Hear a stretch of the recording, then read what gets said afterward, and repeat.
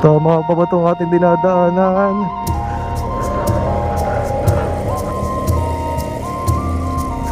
Kuya, pwedeng magtanong. Diretso na po yun doon sa mismong pinakakalsada nila. Puro looban ang daan dito. Ate, saan po ang... Dire-diretso na po ito. Salamat po na madami. Tama ba ang aking desisyon na hindi tayo gumamit ng Google Maps? Hala. Pero sabi ni ate, dito daw ang daan, dire-diretso lang. Pero wala akong nakikitang dumadaan.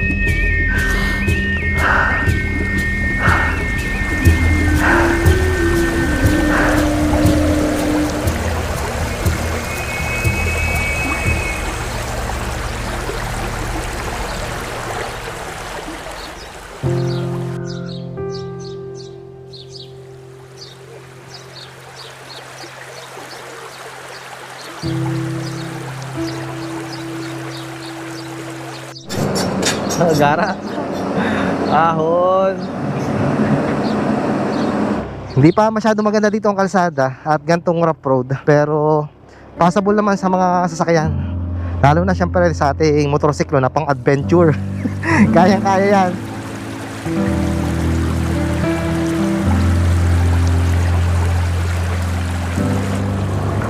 Kaya tayo. Ayo. Osa po. Welcome Sitio Silangan. Ayun lang, hindi ko alam ang daan dito. Magtatanong-tanong tayo sa parting dulo ngayon. Hindi na ako nag-Google Maps. Lumampas tayo.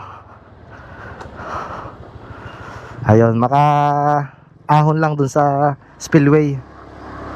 Tapos ay, puro looban ang daan dito. Magtatanong-tanong na lang tayo. Adventure time. Mas masarap din yung ganito, yung paminsan-minsan hindi tayo gumagamit ng mapa. Mas maganda yung magtatanong tayo sa lokal. Ang ganda ng ilalim ng puno ng mangga, tambayan. Ay, kiraan po.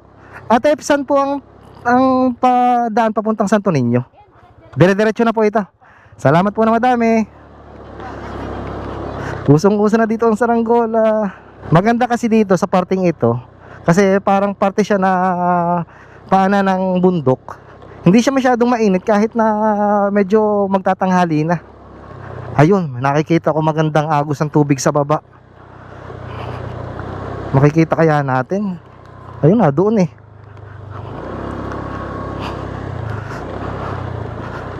Okay, medyo dahan-dahan lang tayo dahil lang ang daan ay hindi masyadong patag. Talagang pang off-roads. Nagkakalantugan yung tapox ko kasi luwag na luwag. Tinanggal ko yung mga gamit ko sa likodan, yung mga kapote, kasi sabi ko nga ay medyo mainit naman ang panahon. Kaya luwag na luwag yung mga battery ng aking camera ay nagkakalabugan dun sa likod. Yung may daan dun papunta sa ilog, pero diretso muna tayo. Baybayin natin itong parting ito. Napakaganda talaga oh. Ewan ko kung visible sa inyo mga part kabundukan niya no, sa unahan natin. Grabe naman yun. Napakaganda. Tapos dito sa ating kaliwa sa baba, yung ilog. Ayun, maganda, madaming pwesto pala dito na pwedeng babaan oh. Grabe naman yun. Napakaganda. Hala, ang lalaki ng mga gabi dito. Tabi-tabi po. Tama pa ba itong ating dinadaanan? Hala. Pero sabi ni ate, dito daw ang daan, dire-diretso lang. Pero wala akong nakikitang dumadaan. Diretso tayo. Tabi-tabi po. Ayun, may nakikita kong bahayan. Sana tama itong dinadaanan natin. Dumaan tayo sa pinaka-liblib na madaming kawayan. Ito, bahayan na to. Makakapagtanong na ulit tayo.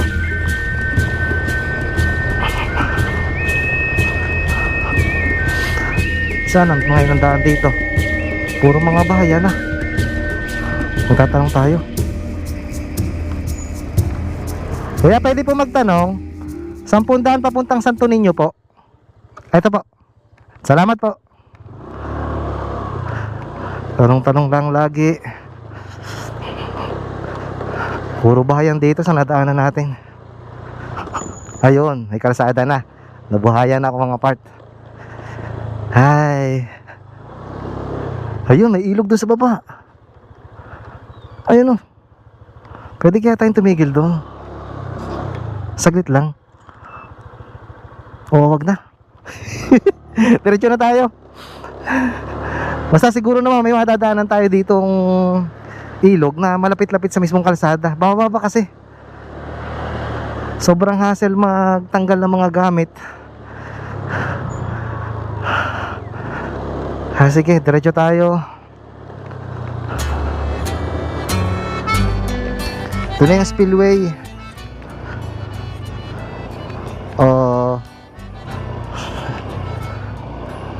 Yeah. Tingnan nga muna natin to. Explore lang tayo mga part. Wala lang tayo masyadong mapestuhan at mainit. Ayun o, nakakainggit. Hanap tayo ng pepestuhan. Nakita ko dun sa parting may unahan. At yun ang pupunta natin. Sana ay maiparada natin na maayos itong ating motorsiklo. Dito tayo sa may malilom. Doon tayo, yun. Ayun, ang ganda dito ang pwesto. Ayan, napakaganda naman yun, sir. Doon tayo.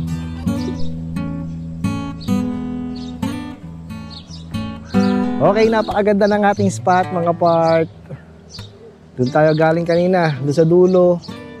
Tapos may nakita akong mag-anak na nagkakamping dyan. Wala man silang tent, pero may dala silang camping chair at saka camping table. At dito sa may lilim ng punong yan tayo pupunta. Tambay muna tayo syempre. At dito tayo. Naku, nakakapagsisi, hindi ko nadala yung aking camping chair. Pero sige, okay lang. Dahil nang may babalikan naman tayo. Grabe naman yun, sir. Ang ganda dito.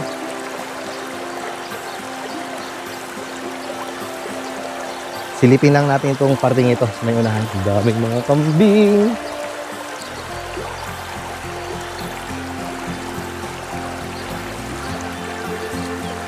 Ayun, lakas pa ng agos ng tubig doon, no?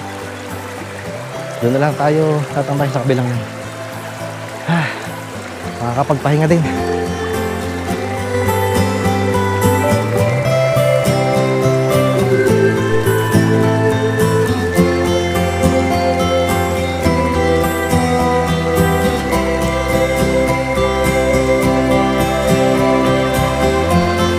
Wala tayong upuan, kaya rekta tayo dito sa pinakalupa. Medyo may buhangin at saka meron namang damo na konti. At ito ang ating view. Sa unahan, ayun, may mag-anak na parang nagkakamping-camping. Siguro lalo na kung parting hindi na to magsasummer kasi medyo nag-uumpisa na ngayong kumbaga matuyo yung mga damo. Kaya medyo nagbabrown na siya. Pero sigurado ako na kapag parting tag-ulan or hindi masyadong kainitan yung season, ay napakaganda dito. Pag bumako kanina sa motorsiklo, lumaglag ang ating talagyan ng tubig. Buti na lang at protektado ng goma itong pinaka bote niya. Kaya kahit magbagsak ay hindi siya basta-basta masisira o napipingkot yung pinakalata. So may baon tayo, syempre tinapay, pero isa lang nakuha ko at nagmamadali ako kanina sa pag-alis. At sabi ko nga, tatanghaliin na ako. Kaya yun, ito lang nadala ko. Pero nakapag-almusal naman ako mga part bago may sa bahay. Kain muna tayo.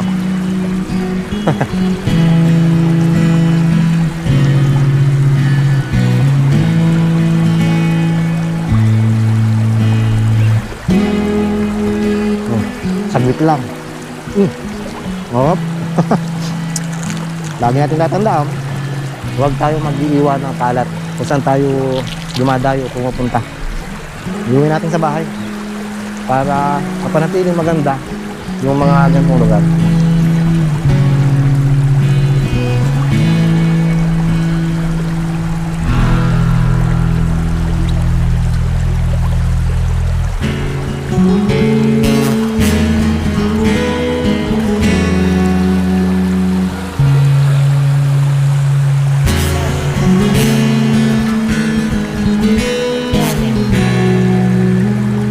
Siya nga pala mga part, kung maalala nyo, may sinabi ko kanina sa parting una lang ng ating video na meron akong susubukan na gamit natin na bago kong bili sa pagbablog natin. So napapansin nyo na siguro kanina pa na meron akong ayan, wireless microphone na nabili natin last week. Last week ko pa ito nabili pero ngayon ko pa lang nagamit na mismo actual sa ganito, sa labas. Na-testing ko na sa bahay, okay naman pero ayun, ngayon ko pa lang ito nagamit dito sa labas. So, check lang natin ha. Nandiyan ang camera. Titingnan ko lang kung hanggang saan aabot itong ating boses ha. Dito ko na natin testing. Ito nga pala ay DJI Mic Mini. Hindi ko lang alam kung ito yung latest pero wala kasi akong alam masyado sa gantong mga microphone. Saka hindi ako masyado nakapag ano ba tawag doon? Nakapag-research tungkol dito sa microphone. Basta nung nagpunta kami sa SM ng aking asawa ay nakita ko na kaya ko naman bilhin kaya binili ko kasi naiinis ako kapag nag-edit ako kagaya na lang nung mga previous na upload ko nung ine-edit ko ay puro namumutok yung ating audio kapag nagmumotor tayo kaya ayun, naisipan ko din na bumili ng ganito kaya titingnan natin at ayan, maglalakad-lakad tayo dito. Sa ganito kalayo, kita pa ba ako sa camera? Parang mali ang ano na ating camera. Ayan, medyo malili tayo. Punta tayo dito ng konti. Ayan, naririnig pa kaya? Saan ay naririnig? Hindi ko pa kasi nai-adjust yung volume niya kung malakas o mahina. Kasi naka ano lang ito, yung nakagitna lang. Kaya hindi ko pa alam kung okay. So yan, pabalik na ako. Testing natin na itong ating bagong wireless microphone na palagi natin gagamitin kapag bumabiyahe tayo. Ayun. Kahit pa paano ay nakakapag kumbaga nauutay-utay natin yung mga gamit natin sa pagbablog. Kahit pa paano, nadadagdagan.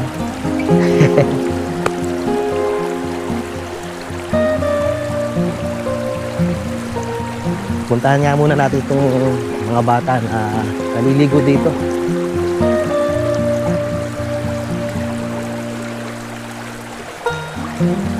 Maganda din ang pwesto ito sa umaga at saka syempre sa paghahapon na.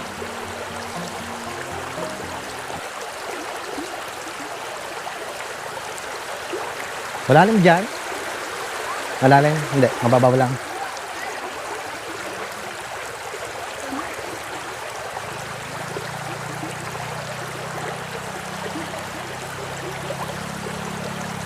Doon ang gagaling yung mismong agos. Pero meron din dito pinanggagalingan kaso hindi masyadong umaagos. Ayun. Yan na! Yun!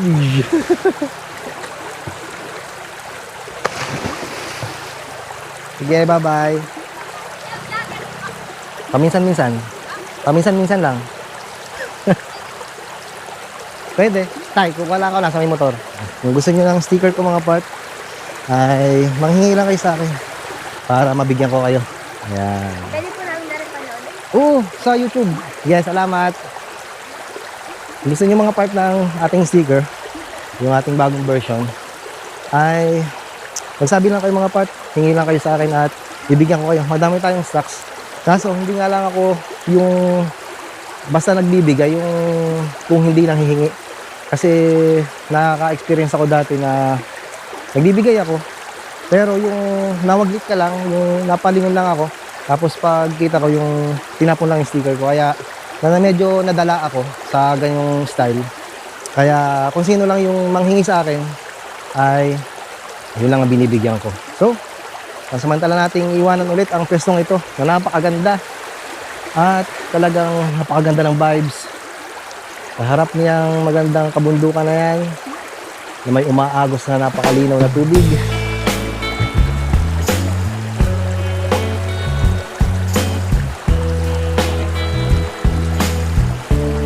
Okay, ang dami pa dito pwedeng puntahan. Gusto kong balikan ito. Masarap doon sa parting yon. Ang kukulit ng mga bata. Okay na okay. Sabi, may matadaanan daw tayo ditong crusher. Para kagaya sa lugar namin, may crusher. Yung pinag-aanuhan ng mga bato. Pinagigilingan.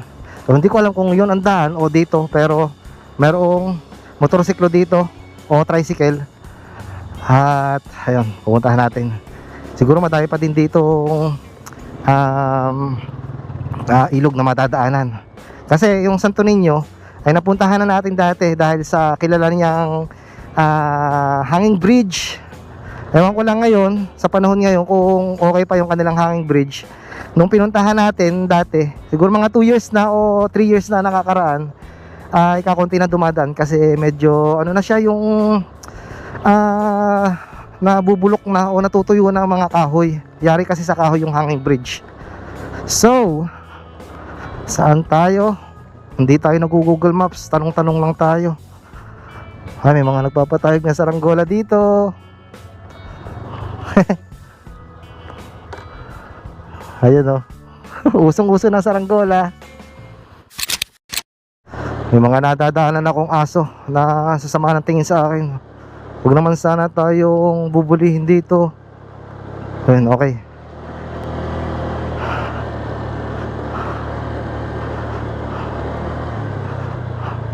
Oops, nagpapatakan yung mga sanga. Delikado dito, konting bilis. Siguro dito tayo sa kaliwa. Kasi kapag tayo kumanan, lagi tayong pabalik. O, diretso.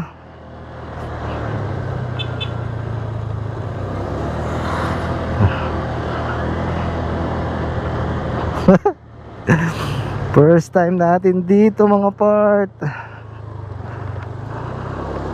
Madami ng bahayan dito. Kumbaga siguro ito na yung pinaka sentro ng Santo Niño. Ang alam ko dati nung nagpunta ako ng parang park ito. Parang ang gandang pasyalan, no. Doon sa kabila. Nung nagpunta ako dito sa Santo Niño, doon sa Hanging Bridge, ay hindi na ako lumiban. So, hindi ko na nakita kung anong itsura sa kabila. Abot lang ako dun sa may hanging bridge. Ngayon, tingnan natin. Nasa na ba ang banda tayo? Okay, okay pa naman dito ang kalsada.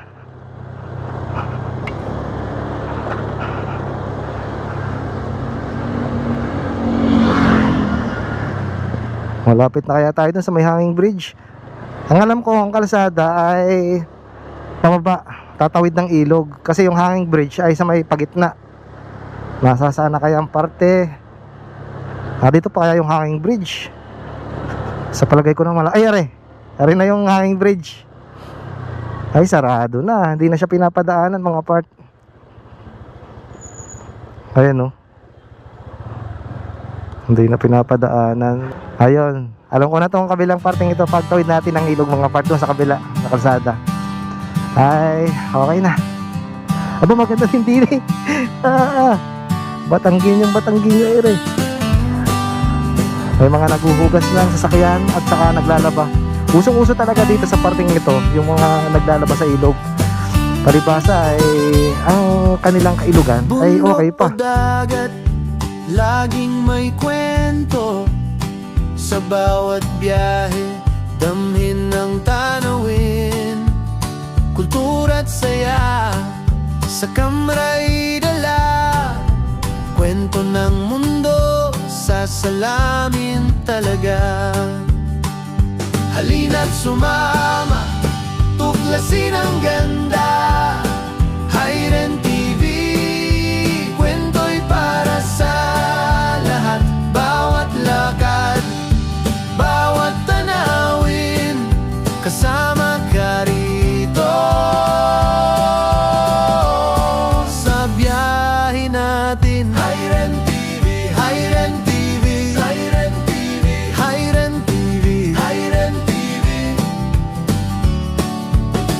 Mga kwento ng tao, tanawin ng bayan.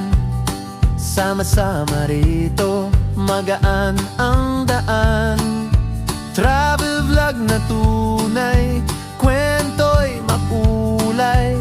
Puso ng paglalakbay, buhay na buhay. Di lang tanaw